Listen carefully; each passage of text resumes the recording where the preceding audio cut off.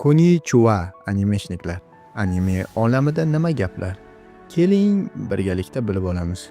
Bugungi videoda eng so'nggi va qiziqarli yangiliklar bilan birga tanishamiz. Traveling yoxud yolg'izlikda ko'tarilish animesi qachon chiqishi noma'lum, lekin 3-fasl aniq Blue Lock ishlagan studio orqali ishlanishi oydinlashdi.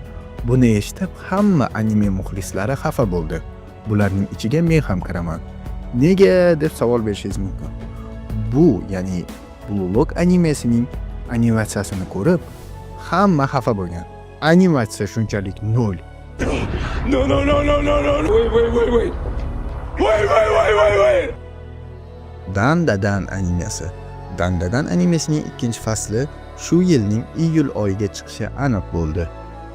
7-shahzoda bo'lib qayta tug'ilish. Animening 2-fasli iyul oyida chiqadigan bo'ldi. Dr. Stone animesi. Animening 4-fasli 2-bo'limi bu ham shu yilning iyul oyida chiqishi kutilyapti. Kaizo nomer 8. Bu animening ham 2-fasli iyul oyida chiqishi ma'lum bo'ldi. My Dress Up Darling. To'g'risini aytsam, buni men tarjima qila olmadim. O'zbek tilida tarjimasi g'alati ekan.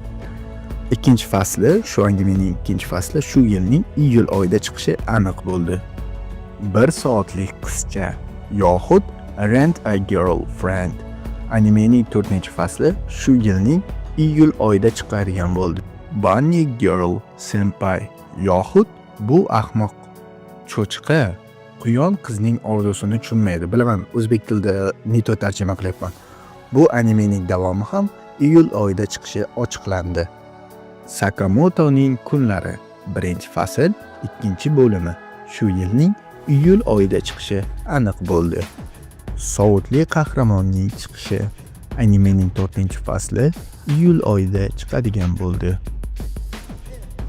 Tungi boyqushlar kuyi.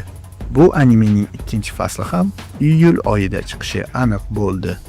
Ulkan okean. Animening 2-fasli iyul oyida chiqadigan bo'ldi. Afsuski, bugungi yangiliklarimiz tugadi. Lekin anime olamida hech zerikish yo'q. Men esa yangi yangiliklar topish uchun ketdim. Ha, aytgancha, obuna bo'ling va meni yo'qotib qo'ymang.